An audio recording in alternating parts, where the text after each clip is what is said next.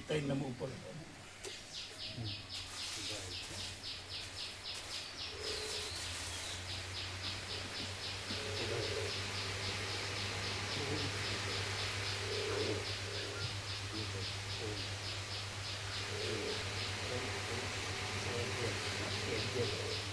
આપણે કેડી પ્રભુ લગાવજો કેડી પ્રભુ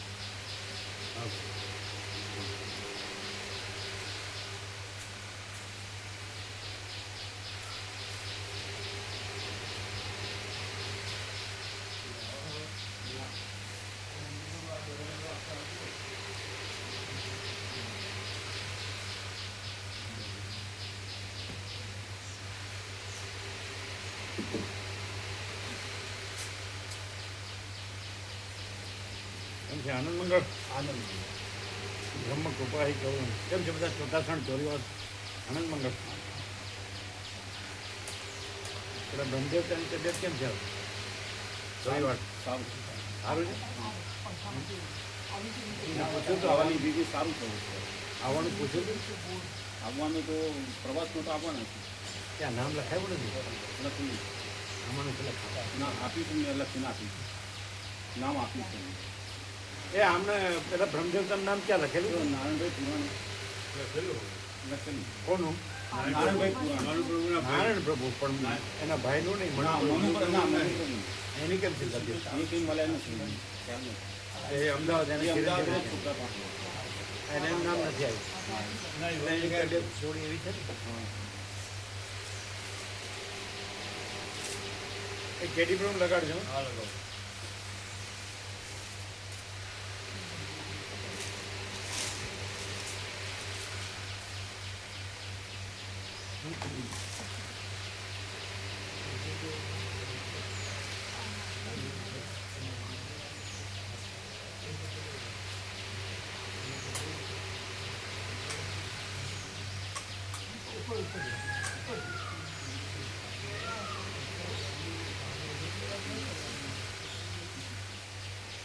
ત્યાં લાઈટ બંધ છે હા ઘડિયાળ વાળી લાઈટ ઘડિયાળ ઘડિયાળ વાળી લાઈટ ચોથી કરો જીતું બહુ ચોથી ઘડિયાળ વાળી લાઈટ સપ્લાય નહીં સપ્લાય જ્યાંથી આવતો ત્યાંથી લેવું પડે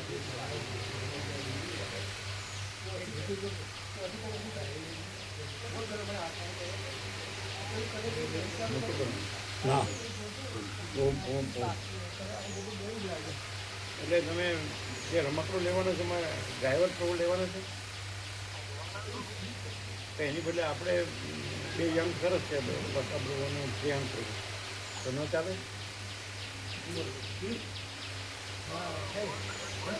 યંગ પ્રભુ અમે તો સુરતથી આવે જ છે ને લોંગ ડિસ્ટન્સ વાળા જ છે ને બકા પ્રભુ વિજાપુરથી આવે જ છે ને કાયમ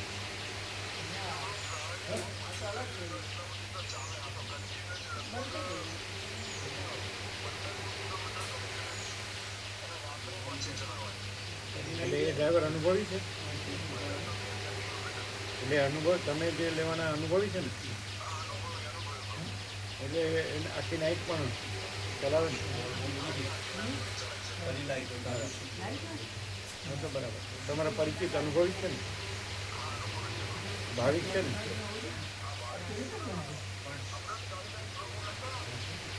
હા હા હતા હા હા એટલે અનુભવી છે ને લોંગ ડિસ્ટન્સમાં એને કોઈ વ્યસન નથી ને કારણ કે જોડે બેસીએ પછી વાસ આવે મોટા નથી એને કહેવાનું ચોખ્ખા રહેવાનું હવે જંતુનાશક સાબુથી નાહવાનું જંતુનાશક સાબુથી કપડાં ધોવાનું ચોખ્ખા રહેવાનું અમે બાજુમાં બેસીએ તો કોઈ વાસ ન આવી જાય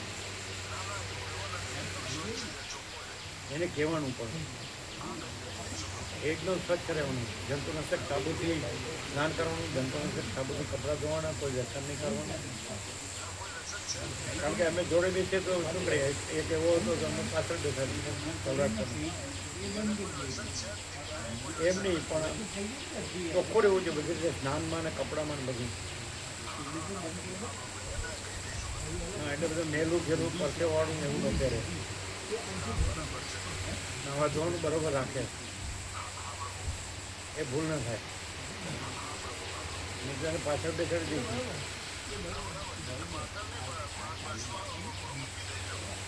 તો એવું કરે તો એવો લઈને બદલે તો આ બેને લેવા હું ખોટા આ અવારનવાર તો ચલાવે આપણે.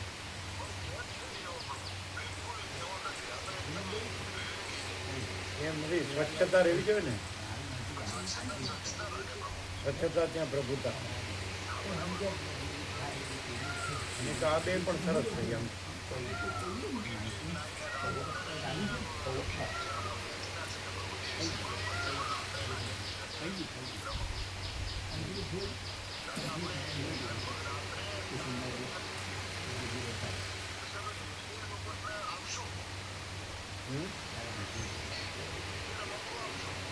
બરાબર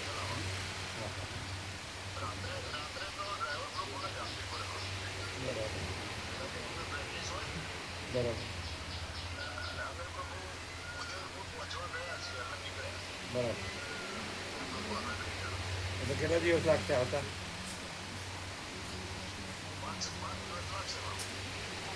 એટલું ઝડપથી?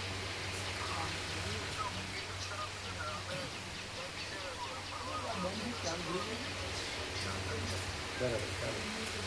એટલે તમે વ્યાસપોળીમાં તો ખરા ને?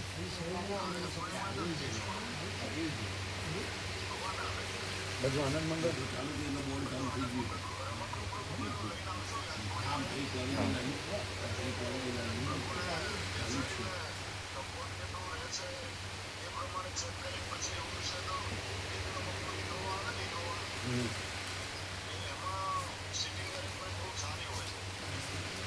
જે લેવું હોય લેવું લેજો ને.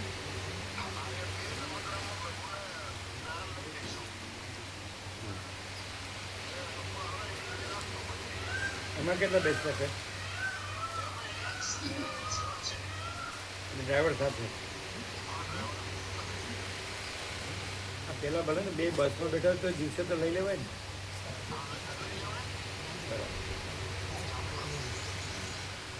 એકદમ જેટલું આમ બચે તો મજબૂત હોય ને સમજાય છે ને. સર્વિસ સર્વિસ બ્રહ્મ કૃપા હે કેવલમ ઓમ ઓમ ઓમ.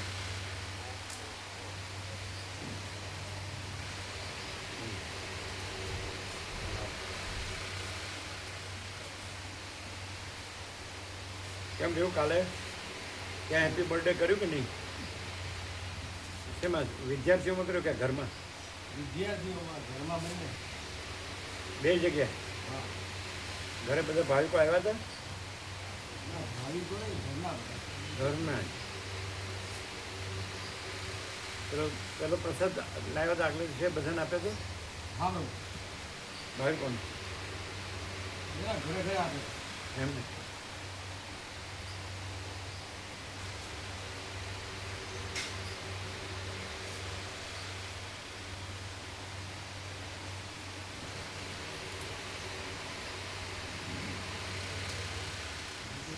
ચાલુ નથી થયું.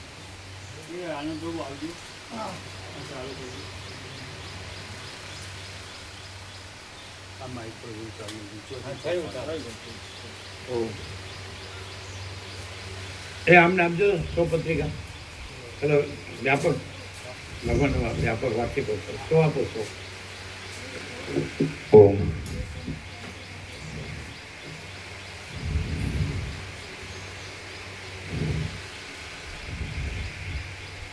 ઓમ ઓમ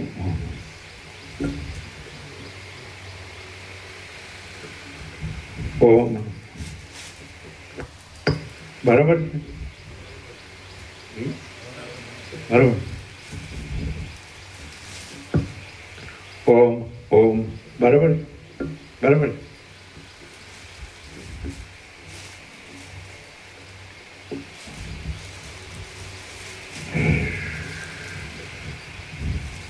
એ મામા પ્રભુ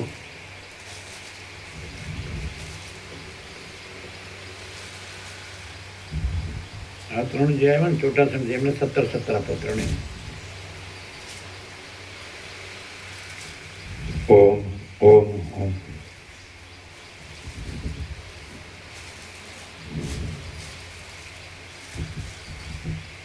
ત્રણ જણ આવ્યા ને તમે, 4 આવ્યા, 4 ને 4 જણ. આમાં મામા પ્રભુ, મામા પ્રભુ એને કે 4 જણ છે. પેલા ખુરશીમાં છેડે બેઠે 4 જણ છે. 4 ને 17 આપો. એટલે વ્યાપક કરજો, રિપીટ નહીં કરવાની. એક જણ મળ્યું હોય ને તો એને 2 નહીં આપવાની, પૂછીને વ્યાપક કરવાની. ચોટાસન ચોરીવાળા કે બીજા તમારા જે સર્કલ હોય ને, સમજાય, બધે ગામે ગામ ને પહોંચાડવાની. વ્યાસ પૂર્ણિમા અને આ સુધારેલી પત્રિકા છે, આ ચેન્જ છે આમાં, ને એટલે 10મી તારીખે વ્યાસ પૂર્ણિમા છે. બધા આવશે, બરાબર.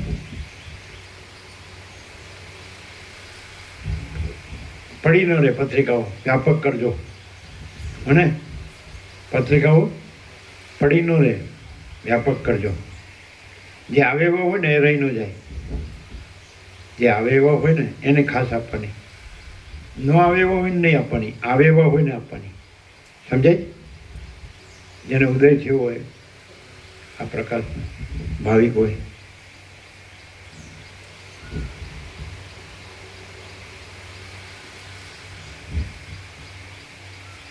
વધારે જોઈએ થઈ રહેશે, પછી લઈ લેવાની. આમ ફૂલ આવી ગઈ છે કાલે. ઓમ ઓમ ઓમ. પરમ ચિદાકાશ, પરમ જ્યોતિ, અખંડ જ્યોતિ, મહાચિદાકાશ,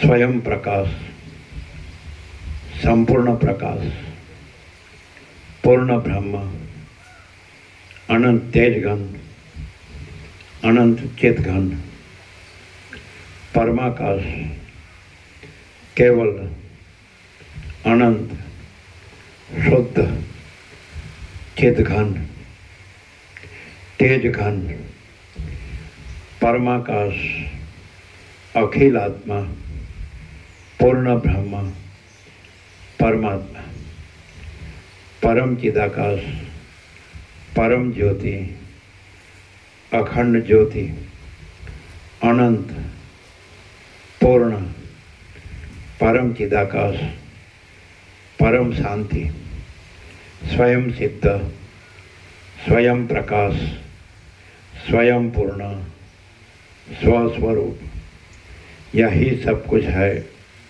इसके सिवा कुछ नहीं है.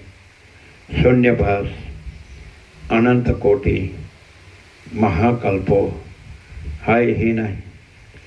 महाचिदाकाश, स्वयं प्रकाश, संपूर्ण प्रकाश, महाचिदाकाश ज्योति, अनंत, अखंड, अभेद, महाचिदाकाश ज्योति, महातत्व, महासामान्य, महाचिदाकाश, स्वसंवेद्य, सहज निर्विकल्प, महाचिदाकाश, परम कैवल्य, परम शांति, परम चिदाकाश, अनंत, पूर्ण, निरपेक्ष सत्य, अनंत, संपूर्ण, अपरिगी, निर्भ्रांत, निरपेक्ष.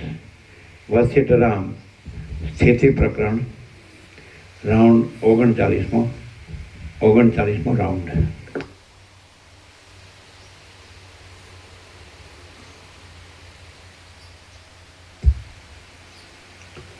आद्य परब्रह्म सद्गुरु देव की जय. ओम श्री परमात्मने नमः. श्री योग वासिष्ठ महारामायण स्थिति प्रकरण पेज नंबर 509 सर्ग 46मो जीवन मुक्तना गुणों वर्णन. આ 46મા સર્ગમાં સંસારમાં વિહાર કરતા પણ જે ગુણો રાખવાથી સંસારમાં ડૂબી જવાતું નથી અને જે ગુણો જીવનમુક્ત પુરુષોમાં રહે છે તે ગુણોનું નિરૂપણ કરવામાં આવશે. વશિષ્ઠ બોલ્યા, હે રામ, પ્રિય ધન કે પ્રિય સ્ત્રી પુત્ર આદિ પ્રાપ્ત થાય તો હર્ષનો શો અવસર છે, અને તેઓ નાશ પામે તો શોક શા માટે કરવો? ઇન્દ્રજાળ ક્ષણમાં જોવામાં આવે અથવા નષ્ટ થઈ જાય તો તેને માટે હર્ષ કે વિલાપ શો કરવો? જેમ ગંધર્વનગરનું કોઈ ઘર પડી જાય કે શણગારાય તેથી દુઃખ કે સુખ ધરવું યોગ્ય નથી, તેમ મિથ્યા એવા પુત્રાદિકનું કાંઈ માઠું કે સારું થાય તો પણ દુઃખ કે સુખ ધરવું યોગ્ય નથી. પ્રિય ધન કે પ્રિય સ્ત્રી પુત્રાદિક વૃદ્ધિ પામે તો તેમાં હર્ષનો શો પ્રસંગ છે? ઝાંઝવાના પાણી વૃદ્ધિ પામવાથી જળની ઈચ્છાવાળાઓને શો આનંદ થાય? ધન કે સ્ત્રીઓ વૃદ્ધિ પામે તો દુઃખ માનવું યોગ્ય છે, પણ સુખ માનવું યોગ્ય નથી. મોહરૂપી માયાની વૃદ્ધિ થતાં કોણ પ્રસન્ન થાય? જે ભોગો વધવાથી મૂર્ખને રાગ ઉત્પન્ન થાય છે તે જ ભોગો વધવાથી સમજૂને વૈરાગ્ય ઉત્પન્ન થાય છે. ધનનો કે સ્ત્રી આદિનો નાશ થાય તો જેમ શોક કરવો યોગ્ય નથી તેમ હર્ષ કરવો પણ યોગ્ય નથી, કારણ કે એમના નાશથી કલ્યાણ થતું નથી, પણ એમનામાં આસક્તિ નહીં રાખવાથી કલ્યાણ થાય છે. ધન આદિ વિદ્યમાન હોવા છતાં તેને વિનાશી જાણવાવાળા વિવેકી સાધુ પુરુષો તો તે પદાર્થો વડે વૈરાગ્ય પામે છે. આથી હે રામ, તત્વ સમજીને તમે સંસાર સંબંધી વ્યવહારોમાં જે ભ્રષ્ટ થાય તેની ઉપેક્ષા કરો, અને જે પ્રાપ્ત થાય તેનો આસક્તિ નહીં રાખતા ઉપયોગ કરો. નહીં પ્રાપ્ત થયેલા ભોગોની અંતઃકરણથી ઈચ્છા જ કરવી નહીં, અને આવેલા ભોગોનો આસક્તિ રાખ્યા વગર ઉપયોગ કરવો એ જ પંડિતનું લક્ષણ છે. કામદેવ રૂપી શત્રુ મારી નાખવાની ઈચ્છાથી સજ્જ થઈને ગુપ્ત રીતે ઊભેલો છે. આથી તમે ચેતીને વિહાર કરો, એટલે તમે કોઈ જાતની મૂર્ખતા કરી કહેવાય નહીં. પરમપદને જાણવા છતાં પણ સમજણની ભૂલને લીધે આ સંસારના આડંબરમાં એક જાતની ઠગાઈ રહી છે, એમ જેઓ સારી પેઠે જાણતા નથી તેઓ માર્યા જ જાય છે. ગમે તે યુક્તિથી દ્રશ્યોના અનર્થપણાને સિદ્ધ કરનારી જે પુરુષની બુદ્ધિ દ્રશ્યોમાંથી નિવૃત્ત થઈ હોય તે નિર્મળ બુદ્ધિવાળો પુરુષ પરમાર્થના આગ્રહવાળો હોવાને લીધે મોહરૂપી સમુદ્રમાં ડૂબતો નથી. આ સગળું જગત ખોટું છે એવા નિશ્ચયને લીધે જેને જગત સંબંધી કોઈ પણ વસ્તુમાં આસક્તિ હોય નહીં તે સર્વજ્ઞ પુરુષને ખોટી અવિદ્યા પોતાની બાથમાં લઈ શકતી નથી. જગતમાં રુચિ અને અરુચિ એ બંનેને છોડી દઈને જેની બુદ્ધિ હું અને આ સઘળું જગત એક જ છે એવા વિચારમાં રહે છે તે પુરુષ મોહરૂપી સમુદ્રમાં ડૂબતો નથી. કાર્યોમાં તથા કારણોમાં વ્યાપ્ત થઈને રહેવું જે સત્તા માત્ર પદ છે તે હું છું એમ બુદ્ધિથી નિશ્ચયપૂર્વક સમજીને તમે બહારના તથા અંદરના સઘળા દ્રશ્યોને તજો પણ નહીં અને ગ્રહણ પણ કરો નહીં.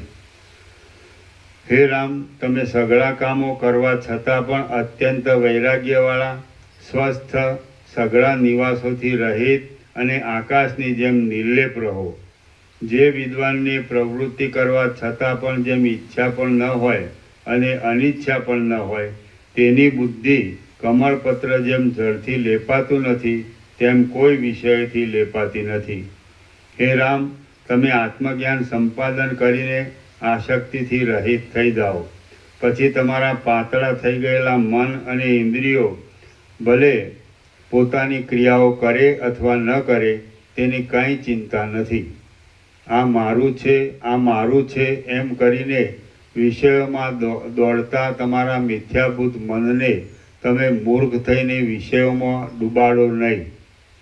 પછી એ મન ભલે દર્શન આદિ ક્રિયાઓ કરે કે ન કરે. હે રામ, જ્યારે આ વિષયોની શોભા તમારા હૃદયમાં તમને પોતાને જ રૂચશે નહીં, ત્યારે તમે જાણવાનું જાણી ચૂકેલા અને સંસારરૂપી સમુદ્રને તરી ગયેલા જીવન મુક્ત થશો. તમને વિષયની રુચિ પડી જશે એટલે પછી તમે સમાધિ કરો કે ન કરો તો પણ તમને અનાયાસે મુક્તિ પ્રાપ્ત થયા વગર રહેશે નહીં. હે રામ, જેમ પુષ્પમાંથી ગંધને જુદો કરવામાં આવે તેમ જીવન મુક્તનું પદ પામવાને માટે તમારા વિવેકી મનને ઉત્તમ વિચારો ગોઠવી વાસનાઓના સમૂહમાંથી જુદું પાડો. વાસનાઓરૂપી જળથી ભરેલા આ સંસારરૂપી સમુદ્રમાં જેઓ વિચારરૂપી વહાણમાં ચડે છે તેઓ તરે છે અને બીજા લોકો ડૂબી જાય છે. વિવેક તથા વૈરાગ્ય આદિ સાધનોથી તીક્ષ્ણ કરેલી અને સુખ દુઃખાદિકનું સહન કરવામાં ધીરજવાળી બુદ્ધિથી તમે આત્માના તત્વનો સારી પેઠે વિચાર કરો અને પછી પોતાના સ્વરૂપમાં પ્રવેશ કરો. હે રામ, તત્વને જાણનારા અને જ્ઞાનથી સંપન્ન ચિત્તવાળા વિદ્વાન પુરુષો જેમ વિહાર કરે છે તેમ વિહાર કરવો યોગ્ય છે, પણ મૂળ પુરુષોની જેમ વિહાર કરવો યોગ્ય નથી. નિરંતર તૃપ્ત રહેનારા અને મહાન બુદ્ધિવાળા મહાત્માઓએ જીવન મુક્ત પુરુષોના આચારોને અનુસરવું જોઈએ, પણ ભોગો ભોગવવાની લંપટતા ધરાવનારા બીજા પામરોના આચારોને અનુસરવું જોઈએ નહીં. બ્રહ્મના અને જગતના તત્વને જાણનારા મહાત્મા પુરુષો જગતના સઘળા વ્યવહારો કરે છે, તેમ છતાં કશું છોડતા પણ નથી અને કશું ઈચ્છતા પણ નથી. તત્વજ્ઞાનને લીધે સંસારના સઘળા સુખોને અપુરુષાર્થ સમજનારા મહાત્મા પુરુષો કદી ક્યાંય પણ પરાક્રમ આદિના ઉત્કર્ષને માટે, અભિમાનને માટે, ગુણોને અર્થે, લક્ષ્મીને અર્થે કંગાળપણું કરતા નથી. મહાત્મા પુરુષો સૂર્યની પેઠે શૂન્યમાં પણ મૂંઝાતા નથી, દેવતાઓના બગીચામાં પણ આસક્ત થતા નથી અને પોતાની મર્યાદાને પણ કદી છોડતા નથી. ઈચ્છાઓથી રહિત થયેલા આવી પડેલા વ્યવહારને અનુસરનારા, શાસ્ત્રોક્ત વૈરાગ્ય આદિ સાધનોની સંપત્તિવાળા અને સ્વસ્થ રહેનારા મહાત્માઓ આ દેહરૂપી રથમાં બેસીને આનંદથી વિચરે છે. હે સુંદર રામ, તમે પણ આ વિસ્તીર્ણ વિવેકને પ્રાપ્ત થયા છો અને આ બુદ્ધિના બળથી જ્ઞાનમાં સ્થિતિ પામેલા છો. આ ચોખ્ખા વિચારનો આશ્રય કરીને તમે માન તથા મચ્છરથી રહિત રહીને આ પૃથ્વીની પીઠ પર વિહાર કરો. એમ કરવાથી તમને જીવન મુક્તિરૂપ પરમ સિદ્ધિ પ્રાપ્ત થશે. હે નિષ્પાપ, સઘળી તૃષ્ણાઓનો ત્યાગ કરીને, વિષયનું કૌતુક જોવાની ઈચ્છાને પણ દૂર કરીને અને મનમાં પરમ શીતળતાનું ગ્રહણ કરીને તમે સ્વસ્થપણે રહીને વિહાર કરો. વાલ્મીકી બોલ્યા.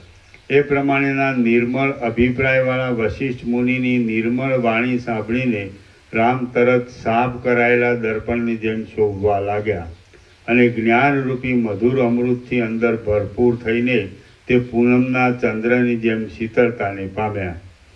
શ્રી યોગ વાસિષ્ઠ મહારામાયણમાં સ્થિતિ પ્રકરણનો જીવન મુક્ત સ્થિતિ ગુણ વર્ણન નામનો સર્ગ 46મો સમાપ્ત. સર્ગ 47મો. અનિયમિત ક્રમવાળા ત્રૈકાલિક કરોડો બ્રહ્માંડો વગેરેનું વર્ણન. આ 47મા સર્ગમાં અનિયમિત ક્રમોવાળા ભૂત, વર્તમાન અને ભવિષ્યના કરોડો બ્રહ્માંડો, બ્રહ્માઓ અને દેવતાઓ આદિનું વર્ણન કરવામાં આવશે. રામ બોલ્યા. હે સઘળા ધર્મોને જાણનારા અને સકળ વેદોના તથા શાસ્ત્રોના પારને પહોંચેલા ભગવાન, આ આપના પવિત્ર વચનોથી મને કેટલીક ધીરજ મળવા જેવું થયું છે. ઘણા ઉત્તમ અર્થોવાળા, સ્વચ્છતાથી ભરેલા, વિચિત્ર યુક્તિઓવાળા અને આત્મતત્વનો પ્રકાશ કરવા સારું ઉદય પામેલા આપના વચનો સાંભળતા હું તૃપ્ત થતો નથી. જીવોની રાજસ અને સાત્વિક જાતિઓ કહેવાના પ્રસંગમાં આપે જે પ્રમાણ સિદ્ધ બ્રહ્માની ઉત્પત્તિ કહી છે તે ઉત્પત્તિ વિશે હવે આપ સ્પષ્ટ રીતે વર્ણન કરો. વશિષ્ઠ બોલ્યા, હે રામ, લાખો બ્રહ્માઓ, લાખો શંકરો, લાખો ઇન્દ્રો અને લાખો નારાયણો થઈ ગયા છે.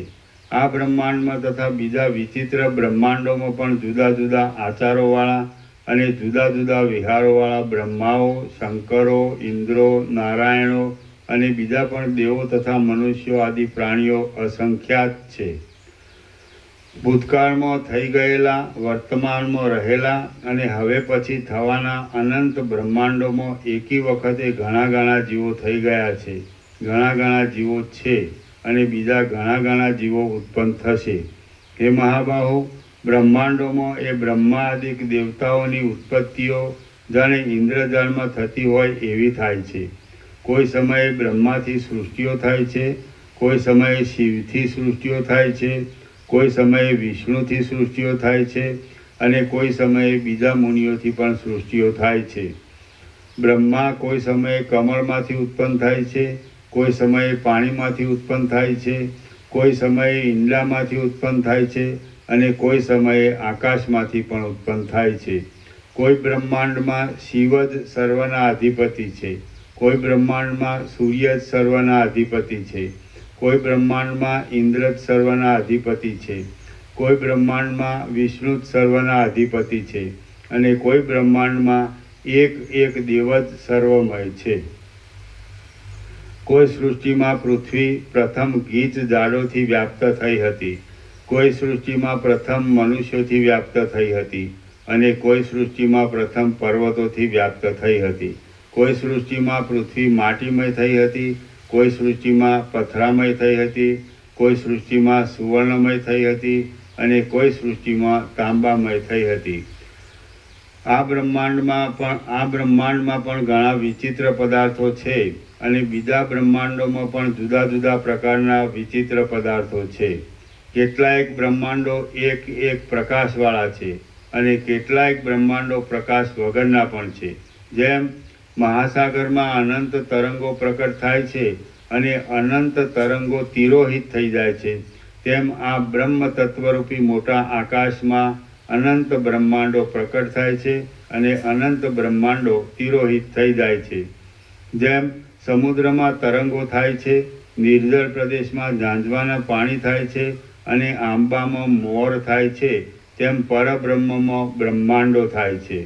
સૂર્યના કિરણોમાં દેખાતા ઝીણા ઝીણા રજકણો કોઈ કાળે ગણી પણ શકાય, પરંતુ બ્રહ્મ તત્વમાં જે ચપળ આકારવાળા બ્રહ્માંડોના સમૂહો પ્રકટ થાય છે તેમની કોઈ કાળે પણ ગણના થઈ શકે નહીં. જેમ વર્ષાદી ઋતુઓમાં આકુળ વ્યાકુળ મચ્છરોના સમૂહો ઉત્પન્ન થઈને પાછા નષ્ટ થઈ જાય છે, તેમ પરબ્રહ્મમાં આકુળ વ્યાકુળ બ્રહ્માંડોના સમૂહો વારંવાર ઉત્પન્ન થઈને પાછા નષ્ટ થઈ જાય છે. જેમના આવિર્ભાવ અને તિરોભાવ નિરંતર થયા કરે છે તેવી આ સૃષ્ટિઓની પરંપરાઓ કયા કાળથી આરંભાયેલી છે એ જાણવામાં આવતું નથી. જેમના પ્રથમ આરંભનો કાળ જ ધારી શકાતો નથી તેવી આ સૃષ્ટિઓ સમુદ્રમાં તરંગોની જેમ પરબ્રહ્મમાં સ્ફુરે છે. હમણાંની સૃષ્ટિઓની પહેલાં બીજી સૃષ્ટિઓ હતી, બીજી સૃષ્ટિઓની પહેલાં ત્રીજી સૃષ્ટિઓ હતી અને ત્રીજી સૃષ્ટિઓની પહેલાં ચોથી સૃષ્ટિઓ હતી. એવી રીતે સૃષ્ટિઓ કેટલી થઈ તથા તેઓમાં પહેલી કઈ થઈ હતી એ વિશે કોઈ જાતનો નિર્ણય જ નથી. જેમ નદીમાં તરંગો થઈને લીન થઈ જાય છે, તેમ પરબ્રહ્મમાં સૂર, અસુર તથા મનુષ્ય સહિત સઘળી પ્રાણીઓની જાતિઓ થઈને પાછી લીન થઈ જાય છે. જેવું આ બ્રહ્માંડ છે તેવા જ હજારો બ્રહ્માંડની હજારો પંક્તિઓ જેમ વર્ષોમાં ઘડીઓ ક્ષય પામી જાય છે તેમ ક્ષય પામી ગયેલી છે. આ વિસ્તીર્ણ હૃદયાકાશમાં રહેલા બ્રહ્મમાં વર્તમાન કાળમાં પણ બીજા ઘણા ઘણા બ્રહ્માંડો છે. જેમ આકાશમાં ધ્વનિઓ થઈને પાછા નષ્ટ થઈ જાય છે, તેમ બ્રહ્મમાં અનેક બ્રહ્માંડો થઈને પાછા નષ્ટ થઈ જાય છે. કેટલાક બ્રહ્માંડો હવે પછી પણ ઉત્પન્ન થશે અને તેઓ પાછા એમ જ નષ્ટ થઈ જશે. જેમ માટીના સમૂહમાં ભવિષ્યમાં બનનાર ઘડાઓ રહ્યા છે અને અંકુરમાં ભવિષ્યમાં થનાર પલ્લવો રહ્યા છે, તેમ બ્રહ્મમાં અનેકાનેક બ્રહ્મમાં અનેકાનેક ભવિષ્યમાં ઉત્પન્ન થનારા બ્રહ્માંડો પણ રહ્યા છે. જ્યાં સુધી સૂક્ષ્મ બુદ્ધિથી વિચાર કરીને આ સઘળું કાંઈ જ નથી એમ બાદ કરવામાં નહીં આવે ત્યાં સુધી પરબ્રહ્મરૂપ આકાશમાં મોટા આકારોવાળા તથા મોટા વિકારોવાળા બ્રહ્માંડો થયા કરશે. આ સઘળી સૃષ્ટિઓને અજ્ઞાનીઓએ કલ્પી કાઢી છે. તે આકાશની વેલની જેમ વિસ્તાર પામે છે. તે ઉગે છે અને આથમે છે. તે સાચી પણ નથી તેમ ખોટી પણ નથી, પરંતુ અનિર્વચનીય છે. આ સઘળી સૃષ્ટિઓ તરંગોની પેઠે વારંવાર દેખાઈને તરત નાશ પામતી જાય છે. સર્વ બ્રહ્માંડોની સૃષ્ટિઓ વિચિત્ર આકારોવાળી છે. પ્રાણીઓની વિચિત્ર ચેષ્ટાઓવાળી છે, વિચિત્ર વિકારોવાળી છે અને વિચિત્ર રૂપોવાળી છે. પણ તેમ છતાં જેમ સૃષ્ટિઓ પાણીથી જુદી નથી, તેમ સઘળા બ્રહ્માંડોની સઘળી સૃષ્ટિઓ આત્મતત્વથી જુદી નથી એમ તત્વવેત્તાઓનો સિદ્ધાંત છે.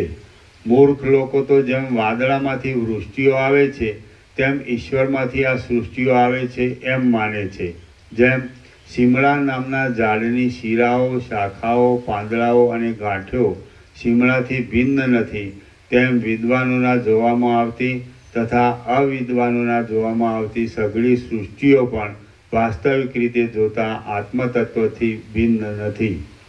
હે રામ, જેમ માળાના મણકાઓમાં દોરો એક જ હોય છે, તેમ સ્થૂળ ભૂતોથી થયેલી દેહાદિકની સૃષ્ટિઓમાં તથા સૂક્ષ્મ ભૂતોથી થયેલી ઇન્દ્રિયાદિકની સૃષ્ટિઓમાં મેલરૂપ માયા એક જ છે અને તે માયા આત્મતત્વમાં કલ્પાયેલી છે.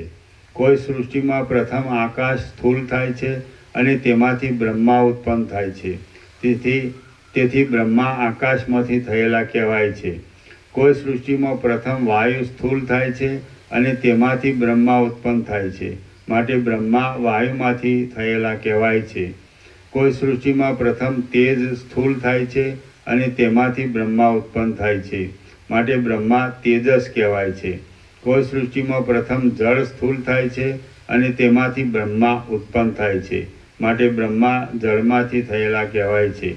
કોઈ સૃષ્ટિમાં પ્રથમ પૃથ્વી સ્થૂળ થાય છે અને તેમાંથી બ્રહ્મા ઉત્પન્ન થાય છે, માટે બ્રહ્મા પાર્થિવ કહેવાય છે. આકાશ આદિ 5 ભૂતોમાં જ્યારે જે એક ભૂત બીજા 4ને દબાવીને અધિક વધે છે, ત્યારે બ્રહ્મા તે વધેલા ભૂતમાંથી જ ઉત્પન્ન થાય છે અને ઉત્પન્ન થઈને તે પછીથી જગતની રચના કરે છે. પૂર્વકલ્પની વાસનાઓના સંસ્કારવાળો બ્રહ્મા કોઈ સમયે જળ વધે તો તેમાંથી, કોઈ સમયે વાયુ વધે તો તેમાંથી, કોઈ સમયે તેજ વધ્યું હોય તો તેમાંથી, અને કોઈ સમયે આકાશ વધ્યું હોય તો તેમાંથી, અને કોઈ સમયે પૃથ્વી વધી હોય તો તેમાંથી પોતાની મેળે જ અકસ્માત ઉત્પન્ન થાય છે. બ્રહ્મા ઉત્પન્ન થયા પછી કોઈ સમયે તેના મોઢામાંથી, કોઈ સમયે તેના પગમાંથી, કોઈ સમયે તેના આગલા ભાગમાંથી, કોઈ સમયે તેના પાછલા ભાગમાંથી, કોઈ સમયે તેના નેત્રમાંથી અને કોઈ સમયે તેના હાથમાંથી પ્રાણીઓ આદિ ઉત્પન્ન થાય છે. કોઈ સૃષ્ટિમાં વિષ્ણુની નાભીમાં કમળ ઉત્પન્ન થાય છે અને કમળમાંથી બ્રહ્મા વૃદ્ધિ પામે છે.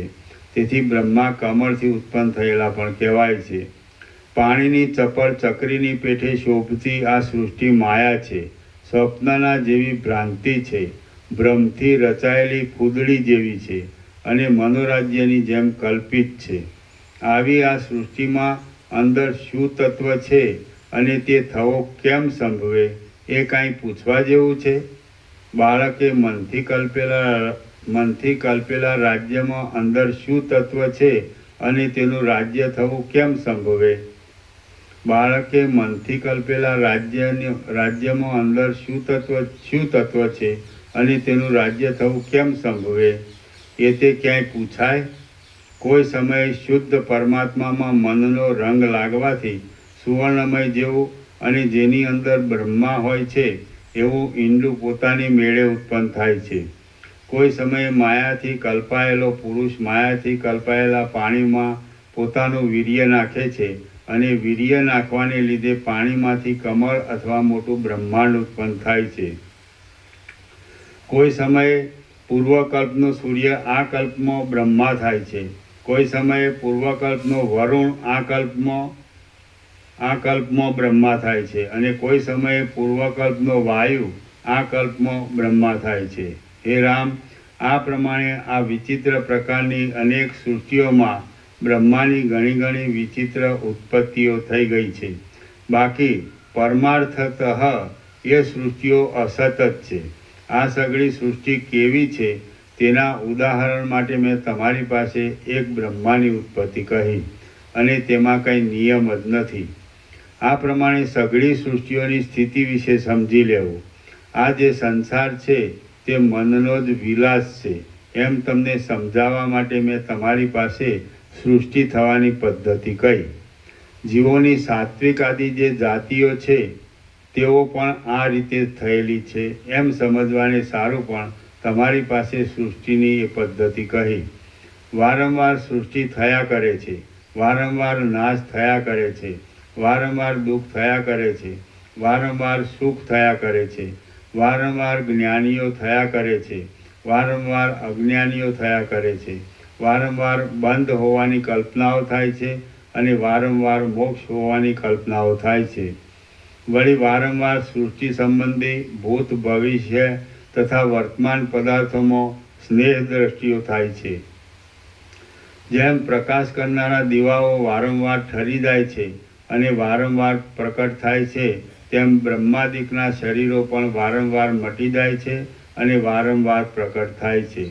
દીવાઓની ઉત્પત્તિમાં તથા બ્રહ્માના શરીરોની ઉત્પત્તિમાં અને દીવાઓના વિનાશમાં તથા બ્રહ્માના શરીરોના વિનાશમાં કાળની અધિકતા વિના બીજું કશું અંતર નથી. કૌંસમાં દીવાઓ થોડી વાર રહે છે અને થોડી વારમાં નાશ પામે છે, અને બ્રહ્માના શરીરો ઘણા કાળ સુધી રહે છે અને ઘણે કાળે નાશ પામે છે. ફરી ફરી સતયુગ થાય છે, ફરી ફરી સતયુગ થાય છે, ત્રેતાયુગ થાય છે, દ્વાપરયુગ થાય છે અને કળિયુગ થાય છે. આ ચક્રની પેઠે જગત વારંવાર આવર્તન પામ્યા જ કરે છે. જેમ પ્રત્યેક પ્રાતઃકાળે વળી દિવસ થાય છે, તેમ પ્રત્યેક સૃષ્ટિમાં વળી મન્વંતરોના આરંભ થાય છે, વળી કલ્પોની પરંપરાઓ થાય છે, તથા તે કાર્યોના આરંભાદિક થાય છે. કાળના દિવસે રાત્રિ, પહોર અને ઘડી આદિ અંશોના સપાટામાં આવતું જતું આ સઘળું જગત વારંવાર થાય છે, અને તે છતાં કાંઈ પણ વારંવાર થતું નથી. જે પ્રમાણે પથરા એની નીચે ટોચ છે. આ જગતના વારંવાર થવારૂપ જે વાત ચાલે છે તેને વચમાં છોડી દઈને હવે પ્રાસંગિક વાત ચલાવે છે. જે પ્રમાણે પથરા આદિના પછાડ વગરના અત્યંત તપેલા લોઢાના ગોળામાં અગ્નિના કણો સ્વાભાવિક રીતે રહે છે, તે પ્રમાણે પરબ્રહ્મમાં આ સઘળા પદાર્થો સ્વાભાવિક રીતે સર્વદા રહેલા છે. જેમ વૃક્ષમાં ફળ તથા પુષ્પ આદિ સઘળું કોઈ સમયે ગુપ્ત અને કોઈ સમયે દેખાય એવું રહે છે, તેમ પરબ્રહ્મમાં આ સઘળું જગત ગુપ્ત અને કોઈ સમયે દેખાય એવું રહ્યું છે. આ સઘળું જગત ચૈતન્યના વિવર્ત રૂપ છે, અને તે વિવર્ત સર્વદા આવા જ આકારવાળો છે. જેમ નેત્રના ઊંચકવાથી ચંદ્રમાં બેપણું પ્રતીત થાય છે, તેમ માયાના સંબંધથી પરમાત્મામાં સૃષ્ટિ ઉત્પન્ન થયેલી પ્રતીત થાય છે. જેમ ચંદ્રમાંથી વિસ્તીર્ણ કિરણો પ્રકટ થાય છે, તેમ પરબ્રહ્મમાંથી આ વિસ્તીર્ણ દેખવા માત્ર સૃષ્ટિઓ પ્રકટ થાય છે. આ સૃષ્ટિઓ પરબ્રહ્મથી જુદી નથી, તે છતાં અજ્ઞાનને લીધે ન્યારી હોય એવી લાગે છે. હે રામ, સર્વશક્તિઓવાળા પરબ્રહ્મમાં વાસ્તવિક રીતે અસંગપણું અને અદ્વિતીયપણું છે. એટલા માટે તે પરબ્રહ્મમાં આ સંસાર કદી પણ છે જ નહીં. તેમજ હે રામ, પરબ્રહ્મમાં જગત કદી પણ આવા આકારમાં અસંભવવાળું હોય એમ નથી, કારણ કે સર્વશક્તિઓવાળા પરબ્રહ્મમાં જગતનું બીજપણું સર્વદા છે. આ પ્રમાણે છે એટલા માટે અધિષ્ઠાનરૂપ ચૈતન્યની સત્તાથી જ પ્રકાશતો આ સંસાર જ્યાં સુધી તેનું અધિષ્ઠાન નહીં જણાય ત્યાં સુધી રહેશે, અને અધિષ્ઠાન જણાશે ત્યારે નહીં રહે એમ હમણાં કહી શકાય છે. અને તેમ કહેવું યોગ્ય છે. હે મહાબુદ્ધિમાન રામ, જ્ઞાનીની દ્રષ્ટિથી આ સગળું જગત બ્રહ્મ જ છે, એટલા માટે સંસાર છે જ નહીં એમ કહેવું ઘટે છે. અને અજ્ઞાનીની દ્રષ્ટિથી આ સંસાર કદી પણ વિચ્છિન્ન થતો નથી, એટલા માટે સંસાર ખોટો છતાં પણ સર્વદા છે એમ કહેવું પણ ઘટે છે. હે રઘુનંદન, આ જગત વારંવાર થયા કરે છે, માટે આ જગત કદી પણ આવું ન હોય એમ થતું નથી. એમ મીમાંસક લોકોનું નિત્ય પ્રવાહ રૂપે માનવું પણ ખોટું કહેવાય એમ નથી. જગતના સર્વ પ્રદેશોમાં પદાર્થો વીજળીની પેઠે ક્ષણે ક્ષણે નાશ પામવાના સ્વભાવવાળા જોવામાં આવે છે, એટલા માટે આ સઘળું જગત ક્ષણિક છે એમ બૌદ્ધ લોકોનું કહેવું પણ અઘટિત કહી શકાય એમ નથી. ચંદ્ર તથા સૂર્ય આદિના પ્રકાશવાળી સઘળી દિશાઓમાં પર્વતો, પૃથ્વી તથા સમુદ્રો આદિ સ્થિર જોવામાં આવે છે, એટલા માટે આ સઘળું જગત પોતાની જુદી સત્તાવાળું છે એમ સાંખ્ય લોકોનું માનવું પણ સાચા જેવું છે. પરમ વ્યાપક પરબ્રહ્મની અંદર તે વાદીઓના સંકલ્પોની ઝાળથી કલ્પવામાં આવેલા તે પ્રકારોમાં ન સંભવે એવો એકે પ્રકાર નથી, પરંતુ એટલું છે કે અસંગ અને અદ્વિતીય બ્રહ્મમાં સંકલ્પોની ઝાળ ઉઠવી એ જ અસંભવિત છે. નીચે ટિપ્પણી છે.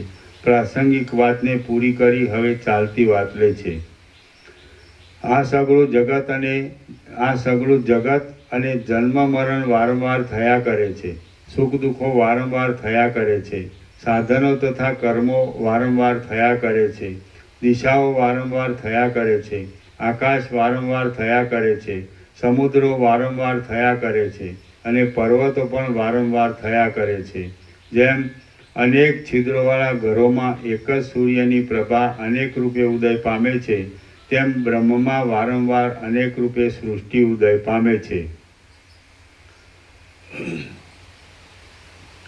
વળી તે દૈત્યો થાય છે, વળી દેવો થાય છે, વળી લોકાંતરોની રચનાઓ થાય છે, વળી સ્વર્ગની તથા મોક્ષની ઈચ્છાઓ થાય છે, વળી ઇન્દ્ર થાય છે અને ચંદ્ર પણ થાય છે, વળી નારાયણ દેવ થાય છે, દાનવો આદિ થાય છે, દિશાઓ થાય છે, અને વળી તે દિશાઓમાં સુંદર ચંદ્ર, સૂર્ય, વરુણ તથા પવન ચાલવા માંડે છે. વળી મેરુ પર્વતરૂપી ડોડીવાળી, સહ્યાદ્રીરૂપી કેસરાવાળી અને અદ્રષ્ટોરૂપી મકરંદોથી ભરપૂર રહેનારી આ ઉભય લોકરૂપ પૃથ્વી તથા આકાશરૂપ કમલીની પ્રફુલ્લિત થાય છે. વળી સૂર્યરૂપી કેસરી સિંહ આકાશરૂપી વનને દબાવે છે અને પોતાના કિરણોરૂપી નખોના સમૂહોથી અંધકારોરૂપી હાથીઓની ઘટાઓને ભેદી નાખવા સારું સલાંગ મારે છે. વળી ચંદ્ર ચલાયમાન થતી સ્વચ્છ મંજરીના જેવી સુંદરતા ધરાવનારા પોતાના કિરણો પ્રસારે છે અને દિશાઓરૂપી સ્ત્રીઓના મુખોને શોભાવનારા સુખદાયી અમૃતને વધારવા માંડે છે. વળી સ્વર્ગરૂપી વૃક્ષમાંથી પુણ્યોના ક્ષયરૂપી પવને છૂટા પાડેલા દેવતાઓરૂપી પુષ્પોના સમૂહો વારંવાર વિંખાઈને ધરતી પર પડવા લાગે છે. વળી કાળરૂપી તેતર પક્ષી કર્મોરૂપી પાંખોથી સંસારના આરંભરૂપી કંઈક ફડફડાટ કરીને ચાલવા લાગે છે. એક ઇન્દ્રરૂપી ભ્રમર જતો રહ્યા પછી વળી બીજા ઇન્દ્રરૂપી ભ્રમરો નવી સામગ્રીઓ ગોઠવીને સ્વર્ગરૂપી કમળમાં આવે છે. વળી જેમ પ્રલયકાળનો પવન વિષ્ણુ સહિત સમુદ્રને મેલો કરી નાખે છે, તેમ સત્યયુગે પવિત્ર કરેલા કાળને કળિયુગ મેલો કરી નાખે છે. વળી કાળરૂપી કુંભાર અનેક પ્રાણીઓરૂપી સરવડો બનાવે છે અને કલ્પરૂપી ચાકડાને વેગથી નિરંતર ફેરવવા માંડે છે. વળી જેમાં પૂર્વના અભ્યાસ પ્રમાણે સંકલ્પો થાય છે એવું જગત સુકાઈ જતા વનની પેઠે સારી સ્થિતિ વિનાનું થઈને રસરહિત થઈ જાય છે. વળી સૂર્યોના તથા અગ્નિઓના સમૂહોથી બળી ગયેલા અનંત શરીરોવાળું અને સર્વ પ્રાણીઓના અસ્થિઓથી ભરેલું જગત સ્મશાન જેવું થઈ જાય છે. વળી મેરુ આદિ પર્વતોના જેવા મોટા પ્રલયના વાદળાઓના વરસાદોથી જગત સમુદ્રમય થઈ જાય છે. અને તે જળમાં નાચતા ધોળી કાંતિવાળા મહારુદ્ર તે જળના ફીણના મોટા પુંજ જેવા લાગે છે. વળી વાયુ વિનાનું, જળ વગરનું અને સઘળી વસ્તુઓથી ખાલી થયેલું બ્રહ્માંડ આકાશની પેઠે અપૂર્વ જેવા શૂન્યપણાને પ્રાપ્ત થાય છે. વળી કેટલાક વર્ષો સુધી અધિકાર ભોગવીને કાળે કરીને જેનું શરીર જીર્ણ થઈ ગયું હોય છે એવો બ્રહ્મા જીવિતનો ત્યાગ કરીને પોતાના આત્મામાં લીન થાય છે. હે રામ, આ પ્રમાણે બ્રહ્માંડનો પ્રલય થયા પછી વળી મન બીજા કાળમાં પરબ્રહ્મની અંદર જ તેવા ને તેવા બીજા અનેક બ્રહ્માંડોને સર્જે છે. જે બ્રહ્માંડો સર્જાય છે તે સઘળા ગંધર્વનગરો જેવા જ સર્જાય છે. હે રામ, ફરી સૃષ્ટિનો આરંભ થાય છે, વળી સર્વ પદાર્થોની ઉત્પત્તિ થાય છે અને ફરી પાછો પ્રલય થતાં સર્વનો નાશ થાય છે. એ રીતે આ સઘળું ચક્રની પેઠે ફર્યા કરે છે. હે રામ, આ લાંબા ભ્રમરૂપ મહામાયાના આડંબરમાં આ સાચું અને આ ખોટું એમ કયો નિર્ણય કરવાનો હોય અને નિર્ણય કરીને શું કહી શકાય? હે રામ, આ સંસારરૂપી ચક્ર દાસુર નામના બ્રાહ્મણે કહેલી રાજાની આખ્યાયિકાની પેઠે કલ્પનાથી રચાયેલા આકારવાળું છે, વસ્તુ વગરનું છે અને વાસ્તવિક રીતે છે જ નહીં. આ જગત અજ્ઞાનથી ઉદય પામેલા બે ચંદ્રના ભ્રમ સમાન વિકલ્પોથી અવિચ્છિન્ન પ્રવાહની જેમ વિસ્તીર્ણ થયેલું છે. જે કરતાં વિદ્યમાન જ નથી તેણે તે બનાવેલું છે. અધિષ્ઠાન રૂપ બ્રહ્મની સત્તાથી જ તે રહેલું છે. તો હવે તમને શા કારણથી મોહ રહે છે? તમે જે મોહનું કારણ ધારો છો તે છે જ નહીં અને જે છે તે અખંડ બ્રહ્મ જ છે. માટે કારણ વગરનો આ તમારો મોહ યોગ્ય નથી. શ્રી યોગ વાસિષ્ઠ મહારામાયણમાં સ્થિતિ પ્રકરણનો જગદભાસ નિર્ણય યોગોપદેશ નામનો સર્ગ 47મો સમાપ્ત. સર્ગ 48મો. દાસુર આખ્યાન. અગ્નિએ દાસુરને વરદાન આપ્યું. આ 48મા સર્ગમાં ભોગ આદિની તૃષ્ણાઓની નિંદા કરવામાં આવશે. દાસુરની ઉત્પત્તિ કહેવાશે અને તે દાસુરને પ્રસન્ન થયેલા અગ્નિદેવની પાસેથી વરદાન મળ્યાનું કહેવાશે. વશિષ્ઠ બોલ્યા, હે રામ, પોતાને તથા બીજાઓને પણ ઠગનારા પામર લોકો અનેક પ્રકારના કર્મો કર્યા કરે છે. ભોગોની તથા ઐશ્વર્યની તૃષ્ણાને પરવશ થયેલા હોય છે અને સત્ય વસ્તુને જાણવાની અપેક્ષા જ રાખતા નથી. તેથી તેઓ સત્યને જાણી શકતા નથી. જેઓ બુદ્ધિનો પાર પામેલા હોય છે અને જીતેન્દ્રિય હોય છે તેઓ જગતની માયાને તુચ્છ ગણીને પરમ તત્વને હસ્તામલકની પેઠે જુએ છે. જેમ સર્પ કાંચડીને ત્યજી દે છે તેમ વિચારવાળો જીવ જગતની માયાને તુચ્છ જોઈને મમતાને તથા અહંતાને ત્યજી દે છે. હે રામ, અહંતા તથા મમતાને ત્યજી દઈને આસક્તિથી રહિત થયેલો જીવ લાંબા કાળ સુધી વ્યવહારોમાં રહે તો પણ અગ્નિથી શેકાયેલા બીજની જેમ તે પુનર્જન્મ પામતો નથી. આ શરીર આધિઓથી તથા વ્યાધિઓથી ઘેરાયેલું રહે છે અને આવતીકાલ સુધી કે આજે પણ તેના જીવવાનો વિશ્વાસ નથી. છતાં અજ્ઞાની લોકો એ શરીરનું જ હિત કરવાનો યત્ન કરે છે પણ આત્માનું હિત કરવાનો યત્ન કરતા નથી. હે રામ, તમે પણ અજ્ઞાનીની પેઠે આ શરીરે ઈચ્છેલા વિષયોનું સંપાદન કરો નહીં. એ પ્રકારના વિષયોનું સંપાદન તો પરિણામે દુઃખદાયી છે. તમે તો કેવળ આત્મામાં જ નિષ્ઠા રાખો. રામ બોલ્યા, હે પ્રભુ, આપ કહી ગયા કે આ સંસારરૂપી ચક્ર દાસુર નામના બ્રાહ્મણે કહેલી આખ્યાયિકાની જેમ કલ્પનાથી રચાયેલા આકારવાળું છે અને વસ્તુ વગરનું છે. તો તે દાસુરે કઈ આખ્યાયિકા કહી હતી એ આપ મને કહો. વશિષ્ઠ બોલ્યા, હે રામ, જગતના મિથ્યાપણાના એક ઉદાહરણ રૂપે હું હવે દાસુરે કહેલી આખ્યાયિકા કહું છું, તે તમે સાંભળો. આ પૃથ્વી ઉપર વિચિત્ર ફૂલઝાડવાળો અને લક્ષ્મીવાળો માગધ નામનો એક વિખ્યાત દેશ છે. એ દેશમાં કદંબોના વનોના વિસ્તારની લીલાથી જંગલો વ્યાપ્ત છે અને પક્ષીઓના સમૂહો પોતાની વિચિત્રતારૂપ આશ્ચર્યથી સગડાઓના મનનું આકર્ષણ કરે છે. તેની સમીપમાં અપાર ધાન્ય ઉત્પન્ન થાય છે. તેને સોહામણા ઉપવનો છે અને તેની સઘળી નદીઓના કિનારાઓ કમળોથી, ઉત્પલોથી તથા કલ્હાર નામના સૌગંધિક કમળોથી વ્યાપ્ત રહે છે. તેના બગીચાઓમાં હિંડોળાઓ પર હિંચકતી સુંદર સ્ત્રીઓ ગાયનોના ધ્વનિઓની ભારે છત બાંધી દે છે અને કામીજનોએ રાત્રિમાં ભોગવેલા કામદેવના બાણ જેવા પુષ્પોથી પ્રાતઃકાળે પૃથ્વી વ્યાપ્ત થઈને રહે છે. એ દેશમાં એક ગિરિવર છે. તે કણેરના વૃક્ષોથી વ્યાપ્ત છે, કેળના વનોથી પરિપૂર્ણ છે, ગીચ કદંબોથી ઘેરાયેલો છે અને ગુચ્છોથી સુશોભિત છે. તેમાં પુષ્પોના સમૂહોથી ઘેરાયેલા પવનો વાય છે અને તે કેસરના જેવી રાતી ધૂળવાળો છે. તેમાં બતકોના કોલાહલ છે અને પ્રેમ ભરેલા સારસ પક્ષીઓના કલરવ બોલ્યા કરે છે. તેમાં વિચિત્ર પક્ષીઓ અને વૃક્ષો છે. એ પવિત્ર પર્વતમાં મહાતપસ્વી, મહાધર્માત્મા, વિષયોની આસક્તિથી રહિત, તપની સાથે ઉત્તમ યોગ કરનારો અને ઉત્તમ બુદ્ધિવાળો એવો એક દાસુર નામનો મુનિ કદંબના ઝાડના અગ્રભાગ ઉપર નિવાસ કરીને રહ્યો હતો. રામ બોલ્યા, હે ભગવાન, એ દાસુર નામનો તપસ્વી એ વનમાં શા માટે રહ્યો હતો? વળી તે કદંબ નામના મોટા ઝાડની ટોચ ઉપર કેમ રહ્યો હતો?